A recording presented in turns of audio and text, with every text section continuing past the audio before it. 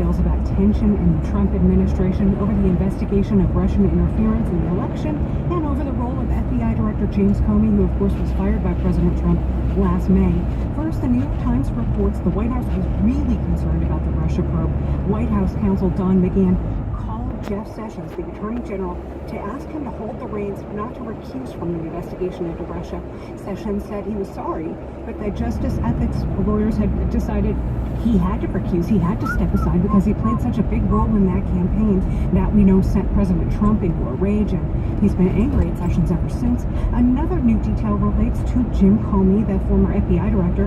The Times says Sessions dispatched an aide to get dirt on Comey from congressional aides, but the Justice Department tells me that never happened. Explain why this is more than just juicy palace intrigue. Well, a couple of reasons. The first is the Justice Department and the FBI have been pretty much under siege from President Trump for most of the last year. He said the FBI is in tatters, the Justice Department is the deep state. These new reports that the White House was disrespecting the independence of the Justice Department and that Sessions himself may have been engaged in a smear campaign against the FBI director are not good for morale at the FBI and the Justice Department. Another reason, legal experts are telling me this could fill in some of the blanks as to whether or not any obstruction of justice occurred last year. Now, Comey says he was fired because the president wanted him to go right on Russia, to influence the Russia probe.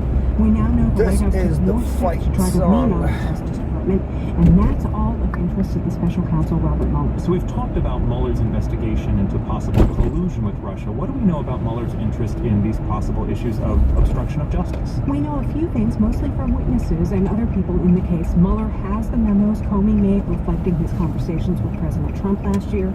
Mueller's team has interviewed the White House lawyer, Don McGahn, and the former chief of staff at the White House, Reince Priebus. He's also talked with the Deputy Attorney General about Jim Comey's firing. Now, the White House denies any wrongdoing by the president.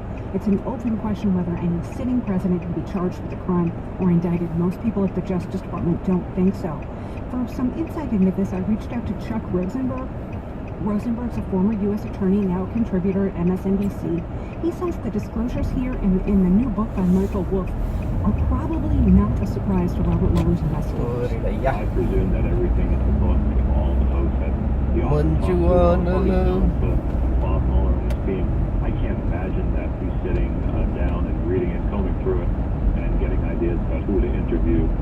I have to assume that Bob Mueller has laughed us many times on the high school track and knows a heck of a lot more than we do. And sadly, Ari, Bob Mueller isn't telling us what he's doing with obstruction of justice, at least not yet. Someone else who's not so much about this is the Attorney General Jeff Sessions. This week called for him to go. What's the latest? Yeah. This week, Jim Jordan and Mark Meadows, both House members, conservative House members, urged the Attorney General to go in an op-ed. But on the other hand, some Senate Democrats, people like Chuck Schumer of New York, Richard Blumenthal of Connecticut, say they don't agree with Jeff Sessions or anything he's done at the Justice Department, but he needs to stay on the job in part to protect that Robert Mueller Russia probe. And this morning, White House Press Secretary Sarah Sanders addressed the issue on Fox and Friends. She said that Sessions is focused on doing his job, the White House is focused on doing its job, and they're in a great place. But there's one more thing to consider, Ari. The president, Republican lawmakers, and several cabinet members are going to Camp David this weekend. Jeff Sessions is not on that list. The Justice Department says he was not invited. NPR Justice Correspondent Carrie Johnson, thanks as always. My pleasure.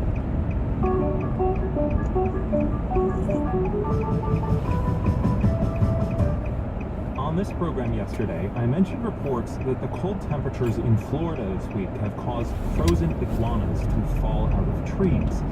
Several listeners on Twitter reacted to my lighthearted tone. One tweeted, "Iguanas freezing and falling out of trees is tragic and not funny."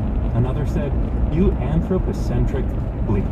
To find out what's really going on with these reptiles, we called up Ron McGill at Zoo Miami. I personally saw one big one fall on my own and found several on the ground. McGill says the East Coast winter storm yesterday did have a brutal effect on iguanas. It's an ongoing issue. It's probably going to happen again tonight because the forecast is due to go down into the 40s again, 40s and high 30s. Anytime it gets that cold, he says, iguanas become lifeless.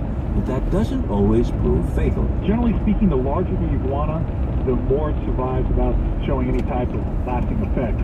The smaller ones, however, when you get the 2-footers and smaller, those animals many times do not recover, and they end up dying from that type of cold. McGill says if you meet a semi-frozen iguana, treat it as though it could be alive.